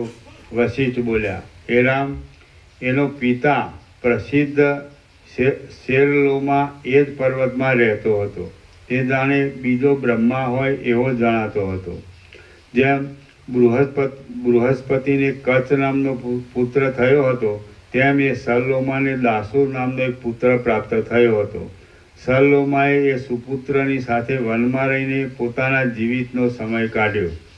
હવે જેમ પક્ષી એક માળાને ત્યજીને બીજા માળામાં જાય છે, તેમ એ સલ્લોમાએ ઘણા વર્ષો સુધી સુખ દુઃખ ભોગવ્યા અને પછી મનુષ્ય દેહનો ત્યાગ કરીને દેવલોકમાં ગયો. તેની સ્ત્રી પણ તેની પાછળ સતી થઈ. આમ ભાગ્યના યોગથી પિતા તથા માતાએ બંનેનું મરણ થયું. એટલે દાસુર વનમાં એકલો પડ્યો અને ટીંટોડાની પેઠે દીનતા ભરેલી રીતે રોવા લાગ્યો. મા બાપના થયેલા વિયોગના શોકને લીધે તેનું અંતઃકરણ અત્યંત સંતાપ પામ્યું અને તે હેમંત ઋતુમાંના કમળની પેઠે કરમાઈ ગયો. હે રામ, એ બાળક અત્યંત રાખ બની ગયો. ત્યારે તે વનમાં એક દેવતાએ પોતાના શરીરને અદ્રશ્ય રાખીને તેને આ વચનથી આશ્વાસન આપ્યું કે હે ઋષિપુત્ર, હે મહાવિચક્ષણ, તું અજ્ઞાનીની પેઠે કેમ રડે છે? સંસારનું સ્વરૂપ જ ચંચળ છે, એ તું કેમ જાણતો નથી? હે સાધુ, પ્રાણીઓ જન્મે છે, જીવે છે અને પછી અવશ્ય મરે છે. આ સંસારની એવી રીતની સર્વદા ચંચળ સ્થિતિ જ છે. હે મુનિ, બ્રહ્માના શરીર આદિ જે દ્રશ્ય પદાર્થો છે તે સઘળા પદાર્થોનો પણ વિનાશ થવાનો છે, એમાં સંશય નથી. આ પ્રમાણે છે એટલા માટે તું પિતાના મરણનો વ્યર્થ ખેદ કર નહીં. જેમ સૂર્ય ઉગે છે તો તેનો અસ્ત પણ અવશ્ય થાય છે, તે પ્રમાણે જે જન્મે છે તેનું મરણ પણ અવશ્ય થાય છે. જેમ મયુરને મેઘની ગર્જનાથી ધીરજ મળે, તેમ રોઈ રોઈને રાતા થયેલા નેત્રવાળા એ દાસુરને એ આકાશવાણી સાંભળવાથી ધીરજ મળી. પછી એ દાસુરે ઉઠીને ભક્તિભાવથી પિતાની આવશ્યક અર્ધ્વદેહી ક્રિયા કરી અને પછી ઉત્તમ સિદ્ધિ મેળવવાને માટે તપ કરવાનો તેણે દ્રઢ નિશ્ચય કર્યો. વનમાં બ્રાહ્મણ જાતિને યોગ્ય એવી તપશ્ચર્યા કરતાં તે દાસુરને ક્ષોત્રિય વેદિયાપણું પ્રાપ્ત થયું. એ વેદિયાપણામાં જે તે પદાર્થોમાં શુદ્ધાશુદ્ધપણું કલ્પનારી ભારે પંચાત અડીશ, આભડીશ વગેરે છોછ રાખવી પડે છે. જેણે પરમ તત્વને જાણ્યું ન હતું એવાએ વેદિયાની બુદ્ધિ સઘળી પૃથ્વી પવિત્ર છતાં પણ તે પ્રકારના શુદ્ધાશુદ્ધપણાના વ્યમને લીધે ક્યાંય વિશ્રાંતિ પામી નહીં. આ સઘળું પૃથ્વી તળ શુદ્ધ જ છે, છતાં વેદીયો દાસુર વ્યમને લીધે તેને અશુદ્ધ જેવું ગણતો અને કોઈ સ્થળે પ્રસન્ન થતો નહીં. પછી તેણે પોતાની કલ્પનાથી વિચાર ગોઠવ્યો કે શુદ્ધ તો કેવળ ઝાડની ટોચ છે, એટલા માટે મારે તેની ઉપર રહેવું જ યોગ્ય છે. હવે હું એવું તપ આરંભું કે જેથી મને પક્ષીઓની જેમ વૃક્ષોની શાખાઓ પર અને પાંદડાઓ ઉપર રહેવાની શક્તિ મળે. આ પ્રમાણે વિચાર કરીને તેણે લાંબા કાળ સુધી તપ કર્યું, પણ ધારેલો મનોરથ પાર પડ્યો નહીં. એટલે તેણે છેવટે અગ્નિને પ્રજ્વલિત કર્યો અને પોતાની કાંધમાંથી માંસ કાપી કાપીને તે પ્રદીપ્ત અગ્નિમાં હોમવા માંડ્યું. તેણે આ પ્રમાણે કરવા માંડ્યું એટલે અગ્નિદેવને વિચાર થયો કે હું સઘળા દેવતાઓના મુખરૂપ છું, તેમાં બ્રાહ્મણનું માંસ પડવાથી સઘળા દેવતાઓના ગળા બળીને ભસ્મ થઈ જવાનો સંભવ છે, તો હવે તેમ થવા દેવું એ યોગ્ય નથી. આવા વિચારથી ઝરહરતી ઝાડવાળા ભગવાન અગ્નિદેવે તે બ્રાહ્મણને પ્રત્યક્ષ રૂપથી દર્શન દીધું. માનો ઝળહળતા કિરણોવાળા સૂર્યદેવે બૃહસ્પતિને દર્શન આપ્યા. આમ દર્શન આપીને તેમણે કહ્યું કે હે ધીર, હે બાળક, જેમ માણસ ભંડારમાંથી પોતે રાખેલા મણીને લઈ લે, તેમ તું મારી પાસેથી જે જોઈતું હોય તે વરદાન માગી લે. અગ્નિદેવ આ પ્રમાણે બોલ્યા એટલે દાસુર બ્રાહ્મણે સુંદર અર્ઘ્ય પુષ્પોથી તથા સ્તુતિ વાક્યોથી તેમનું પૂજન કર્યું અને પછી માગ્યું કે હે ભગવાન, આ સઘળી પૃથ્વી શૂદ્રોથી, ચાંડાળોથી, કૂતરાઓથી તથા બિલાડા આદિ પ્રાણીઓથી ભરપૂર છે. તેથી મને તેમાં ક્યાંય રહેવાનું પવિત્ર સ્થળ મળતું નથી. માટે મને વૃક્ષોની ઉપર સ્થિતિ કરવાની શક્તિ આપો. આ પ્રમાણે મુનિપુત્ર દાસુરે વિનંતી કરી એટલે સર્વ દેવતાઓના મુખરૂપ એવા મહાસમર્થ અગ્નિદેવ તથાસ્તુ કહીને અંતર્હિત થઈ ગયા. આમ સંધ્યાકાળના કમળ જેવા રાતા અગ્નિદેવ ક્ષણ માત્રમાં અંતર્ધાન થઈ ગયા અને સિદ્ધ થયેલા મનોરથવાળો એ દાસુર પૂનમના ચંદ્રની જેમ શોભવા લાગ્યો. સંતોષ પામેલો એ દાસુર ઈચ્છિત વરદાન મેળવવાને લીધે અત્યંત વૃદ્ધિ પામેલી અને સ્વચ્છંદ મંદ હાસ્યથી શોભતી મુખમંડળની કાંતિથી સઘળી કળાઓવાળા ચંદ્રને તથા પ્રફુલ્લિત થયેલા કમળને પણ હસવા લાગ્યો. અર્થાત તેના મુખની શોભા પૂર્ણચંદ્રની શોભાથી તથા પ્રફુલ્લિત કમળની શોભાથી પણ અધિક થઈ ગઈ. શ્રી યોગ વાસિષ્ઠ મહારામાયણમાં સ્થિતિ પ્રકરણનો દાસુર વર પ્રદાન વર્ણન નામનો સર્ગ 48મો સમાપ્ત. સર્ગ 49મો કદંબ વૃક્ષનું વર્ણન. આ 49મા સર્ગમાં શાખાઓ આદિથી અત્યંત શોભી રહેલા એક કદંબનું અનેક અલંકારો આપીને વર્ણન કરવામાં આવશે. વશિષ્ઠ બોલ્યા, હે રામ, પછી દાસુરે એક કદંબ જોયો. તે કદંબ વનની મધ્યમાં ઉગ્યો હતો. તે વાદળાના મંડળને ચુંબન કરતો ઊભો હતો અને તેના શાખા સમૂહમાં જાણે મધ્યાહન કાળે સૂર્યના થાકેલા ઘોડાઓ વિસામો લેતા હતા. એના નીચે ટિપ્પણી છે. આ સર્ગમાં 34 શ્લોક છે, જેમાં દાસુરે કદંબ વૃક્ષ જોયું એવું એક જ વાક્ય છે અને તેનું ક્રિયાપદ છેલ્લા 34મા શ્લોકમાં છે. તેથી શ્લોકના અંકો છેવટે જ ભેગા મૂકવા જોઈએ, પરંતુ વાચક વર્ગને અગવડ પડે નહીં એ હેતુથી અંકો છૂટક મૂકેલા છે. એ કદમ જાણે લાંબી લાંબી શાખાઓ રૂપી હાથોથી દિશાઓના મધ્યમાં વિસ્તીર્ણ ચંદરવો બાંધ્યો હોય એવો જણાતો હતો. પ્રફુલ્લિત થયેલા પુષ્પોરૂપી નેત્રોથી તે જાણે દિશાઓને જોતો હોય એવો જણાતો હતો. વાયુએ રજ વગરના કરેલા ઘણા ઘણા ભમરાઓ તેના ઉપર ફરતા હતા, તેથી તે જાણે કાળા કેશવાળો હોય એવો જણાતો હતો. હાલતા પાંદડારૂપી હસ્તોથી તે જાણે દિશાઓરૂપી પોતાની સ્ત્રીઓના મુખને લૂછતો હોય એવો જણાતો હતો. તેના રાતા પલ્લવો દાંતની પંક્તિ જેવી લાગતી અનેક લતાઓની સ્વચ્છ મંજરીઓના પુંજોથી શોભી રહ્યા હતા. આથી તે જાણે પાન ચાવવાથી રાતા થયેલા હોઠોથી વનની પંક્તિઓરૂપી સ્ત્રીઓની સામે મંદ હાસ્ય કરતો હોય એવો જણાતો હતો. ચારે બાજુ લતાઓની ઉપર પડેલા પુષ્પોના કેસરાઓના પરાગોને લીધે તેની ચારે બાજુ મંડળ બંધાઈ ગયું હતું. આથી તે જાણે ઉદયના સમયમાં કિરણોના મંડળોવાળો પૂનમનો ચંદ્ર હોય એવો લાગતો હતો. એની શાખાઓની પંક્તિઓના પલ્લવોની કુંજોમાં ચકોર પક્ષીઓ શબ્દ કરતા હતા અને એ શાખા પંક્તિઓથી તે ઢંકાઈ ગયો હતો. આથી તે જાણે વેદાદિકનું અધ્યયન કરનારા સિદ્ધ લોકોના નિવાસોથી પ્રાપ્ત થયેલો ઊંચો સત્યલોક હોય એવો જણાતો હતો. તેની મોટી મોટી શાખાઓના પીઠો ઉપર મયુરો બેઠા હતા અને તેમના વિચિત્ર લાંબા પીંછો લટકી રહ્યા હતા. આથી તે જાણે વાદળાઓની નીચે ખેંચાયેલા ઇન્દ્રધનુષ્યોની પંક્તિઓવાળો આકાશ હોય એવો શોભતો હતો. તેની ધરતી ઉપર ઝૂકી રહેલી ડાળના પલ્લવોમાં ચામર નામના ધોળા હરણા ભરાઈ બેઠા હતા.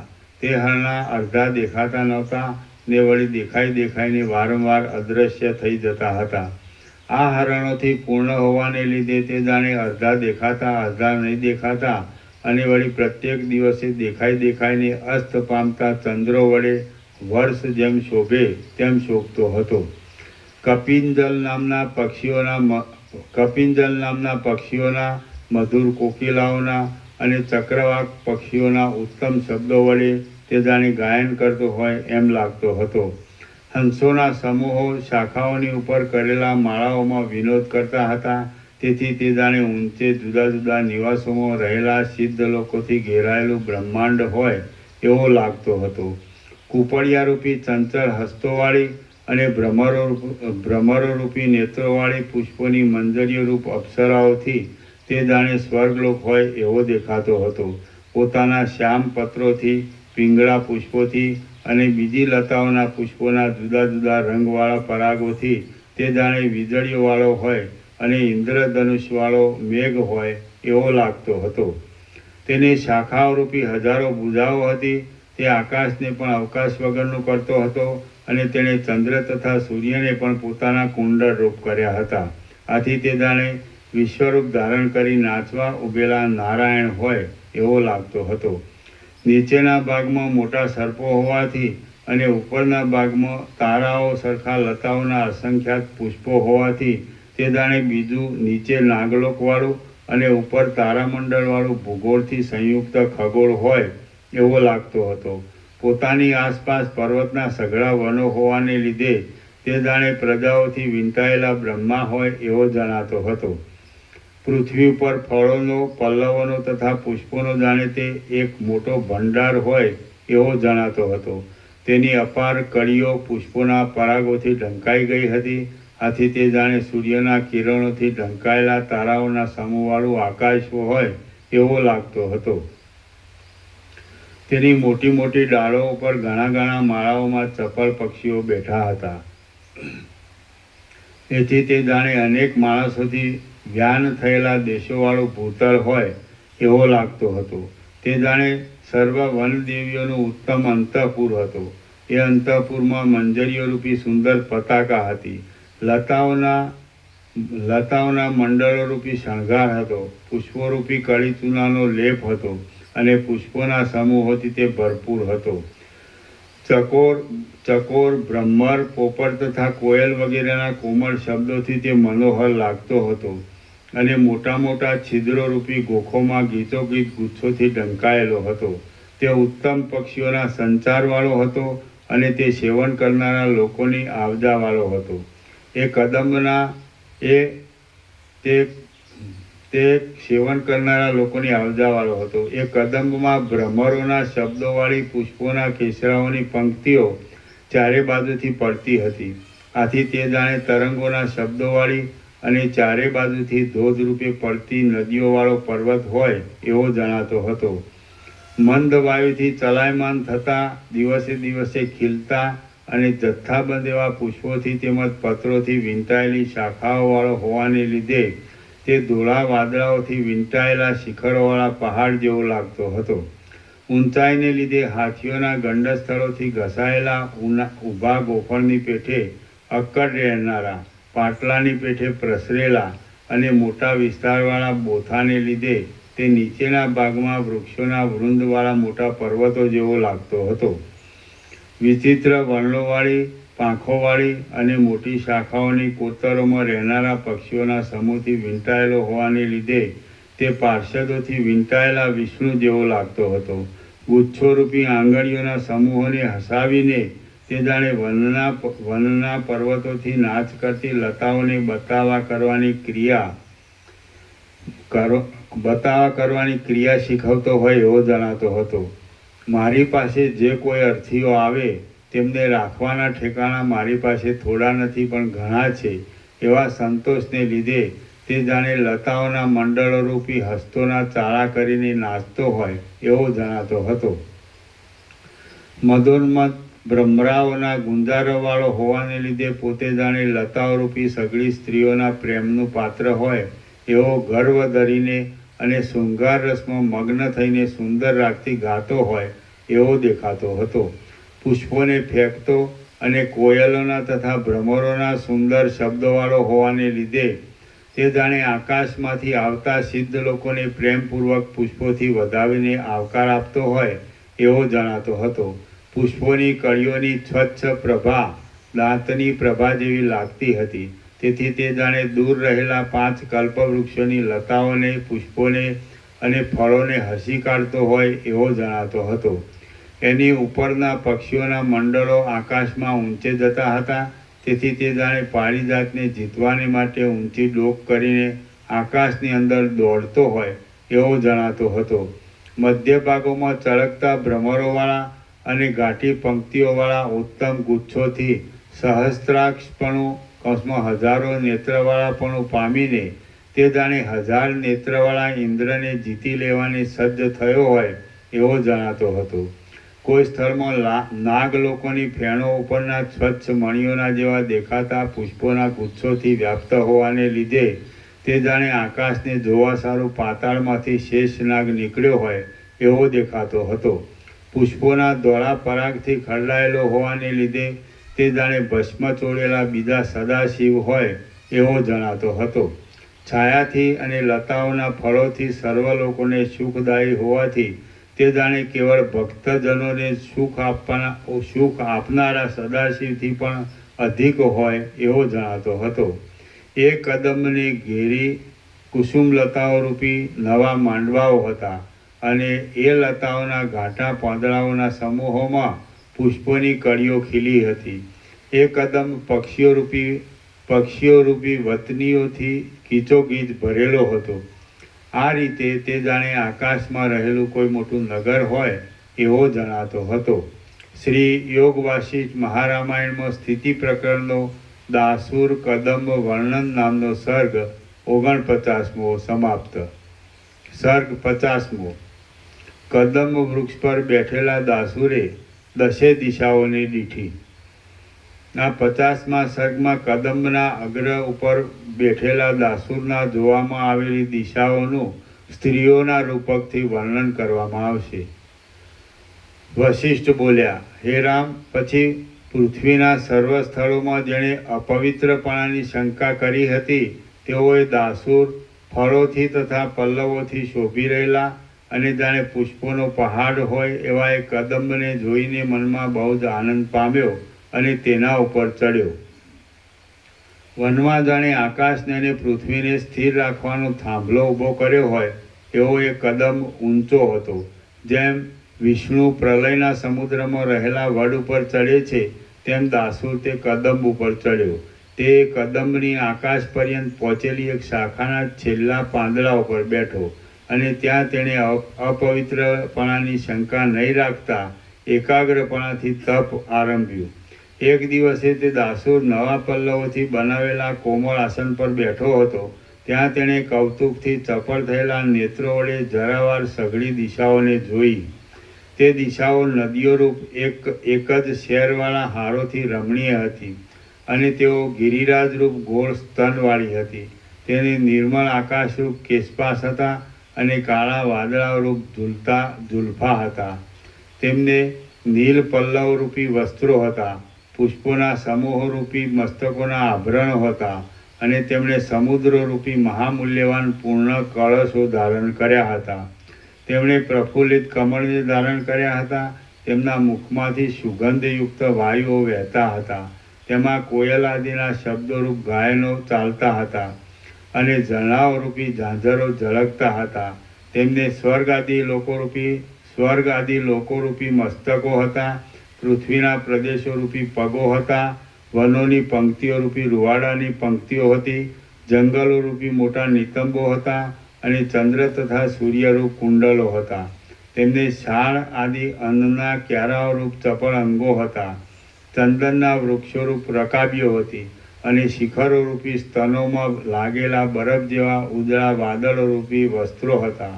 તેમને મહાસાગરોના જળના પૂરોરૂપી નવીન શણગાર ધરવાના દર્પણો હતા. તારાઓના સમૂહરૂપી પરસેવાના બિંદુઓ હતા. એક થોડુંક જ છે. થોડુંક જ છે. હા, એક. થોડું કરજો. સુગંધી પવનરૂપી નિશ્વાસ હતો અને ભુવનરૂપી રહેવાના અંતઃપુરો હતા. તેમને તે ઋતુઓમાં ઉત્પન્ન થતા પાંદડા આદિરૂપ કાંચળીઓ હતી. પોતામાં લાગેલા સૂર્યના રાતા કિરણરૂપી કેસરો હતા. વિચિત્ર પુષ્પોરૂપી ફૂલમાળાઓ હતી અને ચંદ્રના કિરણોરૂપી સુખડના લેપનો હતા. આમ વિસ્તીર્ણ વનોવાળી, વિસ્તીર્ણ પ્રદેશોવાળી, વિસ્તીર્ણ વાદળારૂપી વિચિત્ર વેશોને ધારણ કરનારી અને પુષ્પોથી નિરંતર શણગારાયેલી ત્રૈલોક્યને ભોગવવાની વનિતાઓ સમી એ દશે દિશાઓને ગગનમાં ગયેલી કદંબલતાના દલ ઉપર બેઠેલા દાસુરે હર્ષપૂર્વક જોઈ. શ્રી યોગવાસિષ્ઠ મહારામાયણમાં સ્થિતિ પ્રકરણનો દાસુર દિગ અવલોકન નામનો સર્ગ 50મો સમાપ્ત. ઓમ ઓમ ઓમ. પ્રસાદ આપી દે.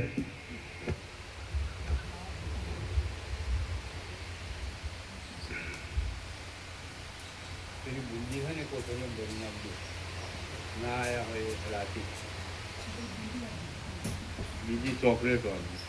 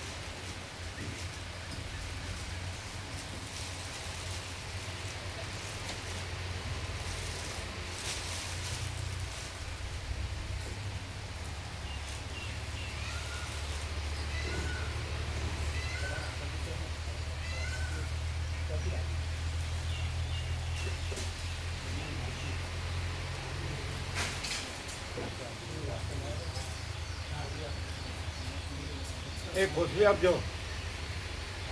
અમને રાખો, કોથળી આપજો.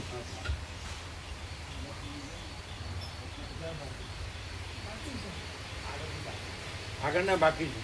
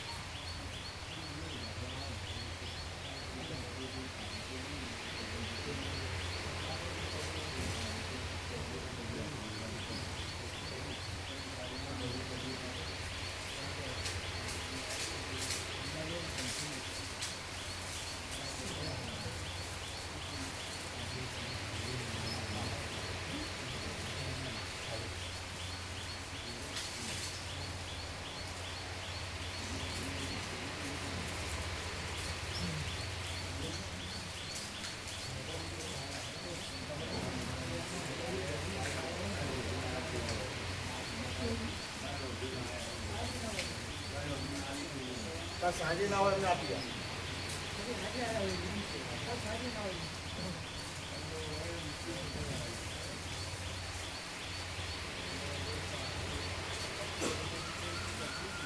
તમે બધા બાકી હશો તમે.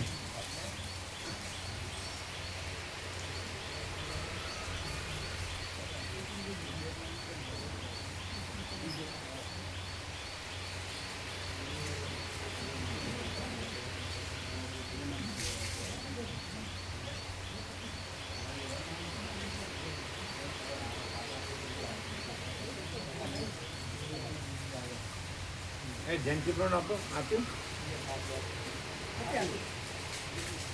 તમે લોકો લ્યો. એ તમે સાંજનો થાય લ્યો.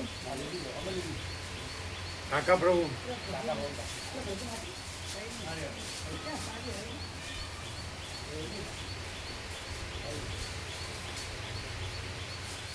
તમે લો કાકા પ્રભુ આપો.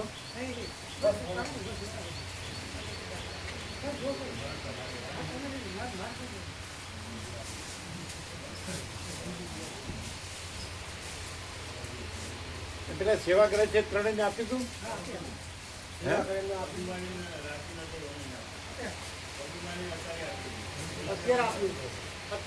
ત્રણેયને આવી ગયું ને.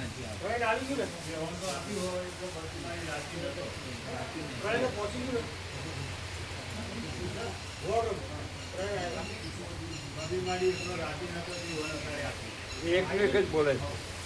એકનું એક જ બોલે છે. પહોંચી ગયું.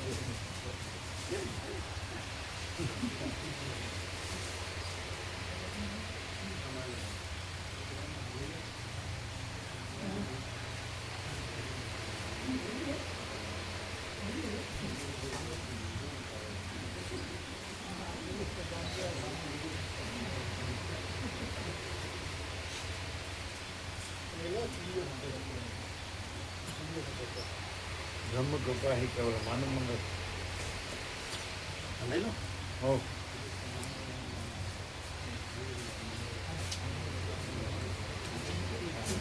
બ્રહ્મ કૃપા હિ કેવલમ આનંદ મંગલ.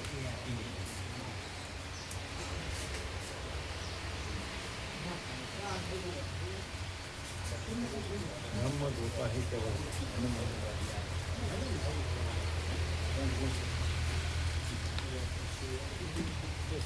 શિલ્પનું કેવું છે 300 થઈ ગયા. આ બે ઓછા પૈસા છે ને એટલે એ પ્રમાણે કરવું પડે ને. હા તો નામ કાઢી નાખો ને. આ કાઢી લિસ્ટ આવ્યું છે. બ્રહ્મ કૃપા હિ કેવલમ લિસ્ટ આવ્યું છે ને. લિસ્ટ આવ્યું છે એટલે એમાં કરો. બધું કરી છે. લાવો લાવો. હા તાત્કાલિક જ. આ બધું પછી કાંઈ નહીં. બ્રહ્મ કૃપા હિ કેવલમ આનંદ મંગલ.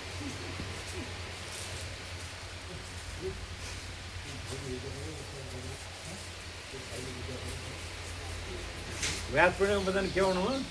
હા ચાલુ જ છે આપણું તો. વ્યાસ પૂર્ણિમા 10 તારીખ. બ્રહ્મ કૃપા હિ કેવલમ.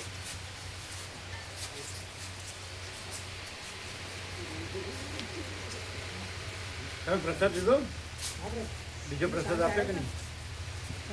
બ્રહ્મ કૃપા હિ કેવલમ આનંદ મંગળ. અનુકૂળ છે ને બધું? બીજો લીધો તમે લોકો? વસ્ત્રાલય ભાઈનું નામ લખવું લખવાના જ. કેટલા? એક ભાઈ. હા આવે જ ખબર ને એનો.